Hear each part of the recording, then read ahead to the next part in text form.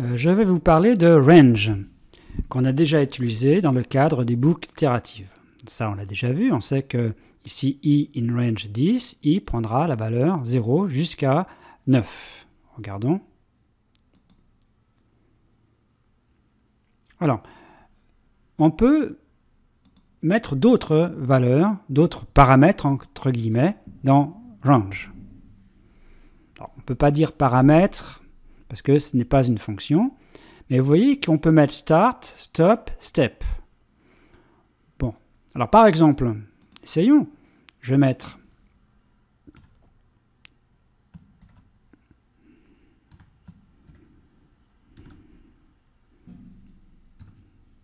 donc ça va me donner ici i de 1 jusqu'à 9. Alors ici, stop, c'est 10. Ce n'est pas une valeur qui sera comprise, qui sera affichée. Ou affichée si on l'affiche, mais en tout cas qui ne sera pas ici utilisée.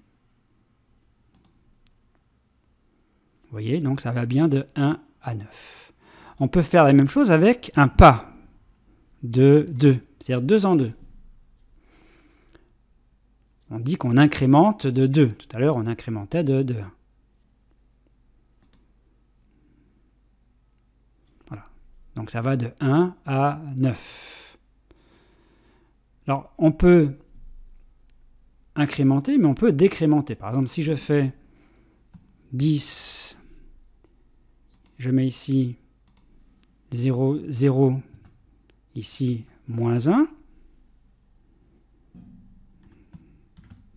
Donc je décrémente de 1, donc je commence par 10, donc là elle est comprise, et normalement 0 n'est pas comprise, la valeur stop n'est pas comprise. Alors, on va voir ce que ça donne.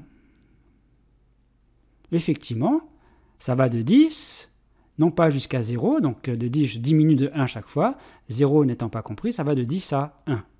Je peux décrémenter de 2. Voilà. Donc, il y a donc d'autres possibilités avec range.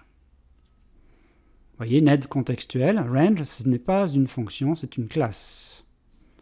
Et ce qu'il y a dedans, c'est un autre nom que le nom paramètre qu'on fera les classes. On verra ça dans une autre vidéo. Une autre utilisation de range, c'est de parcourir une liste ou une chaîne de caractères dans le sens inverse. Alors, là, j'ai déclaré une liste T avec 4 éléments, donc sa taille, c'est 4. Les lignes 2 et 3, on a déjà vu, donc c'est classique, c'est un range classique. Donc ça, simplement, on parcourt, ici, il parcourt les indices de la liste, de l'indice 0 jusqu'à l'indice 3. Et à partir de la ligne 5, les lignes 5 et 6 me permettent de faire le contraire. Alors pour cela, j'ai mis comme valeur de départ la taille de t moins 1. Donc ici, ça donne 3, puisque la taille de t, c'est 4. Enfin, j'ai mis moins 1 et j'ai mis un pas de moins 1. Donc pas de moins 1, ça veut dire que je décrémente. On sait que la valeur moins 1, ici, n'est pas comprise. Par contre, la valeur de départ, elle est comprise. Donc comme moins 1 n'est pas comprise et la valeur de départ est comprise, la valeur de départ c'est 3 et je décrémente de 1, donc ça va être 3, 2, 1 et 0. Et donc ça m'affiche bien ici, puisque j'ai mis un print, les éléments du tableau dans le sens inverse. Donc ça peut être pratique.